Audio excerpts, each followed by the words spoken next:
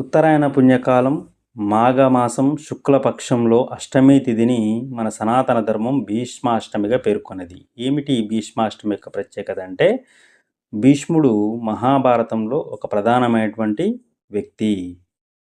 ఇక్కడ మనకు కౌరవుల పక్షాన ఉండి యుద్ధంలో పాల్గొన్నటువంటి వ్యక్తి.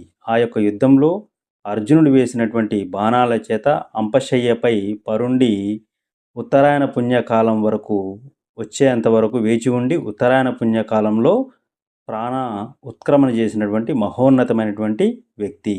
ఆ యొక్క వరం అతనికి తండ్రి నుంచి రావడం అనేది జరిగినది. అతను గంగాదేవి మరియు శంతనుల అనే దంపతులకు పుట్టినటువంటి వ్యక్తి. శంతనుని యొక్క కోరిక మేరకు అతను ఆజన్మ బ్రహ్మచారిగా ఉండడం అనేది జరిగినది.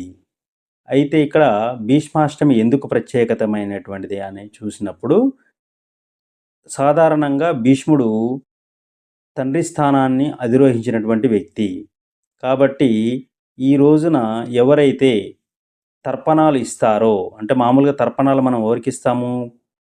పితామహులకు, ప్రపితామహులకు ఇస్తాం. అయితే ఇక్కడ భీష్మునికి కూడా ఎవరైనప్పటికి కూడా తర్పణాలు ఇవ్వవచ్చు.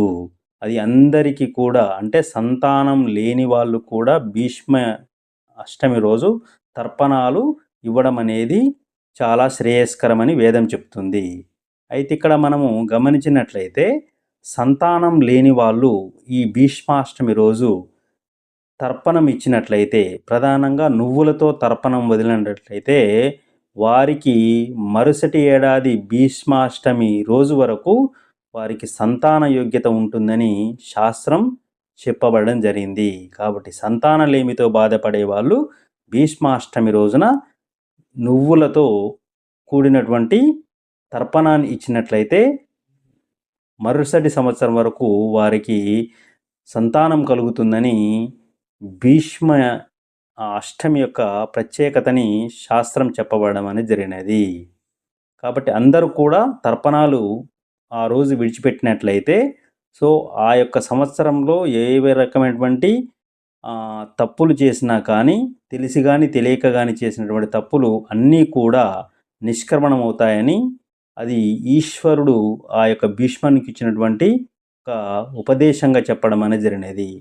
అయితే అతను అంపశయ్యపై ఉండే శ్రీకృష్ణుని యొక్క సమక్షంలో అర్జునునికి అతను విష్ణు సహస్రనామాలు చెప్పిందని మనకు శాస్త్రం చెప్తుంది. అంటే మనం ఇప్పుడు చదువుకుంటున్న విష్ణు సహస్రనామం అనేది ఆ యొక్క అంపశయ్యపై నుండే భీష్ముడు అర్జునుని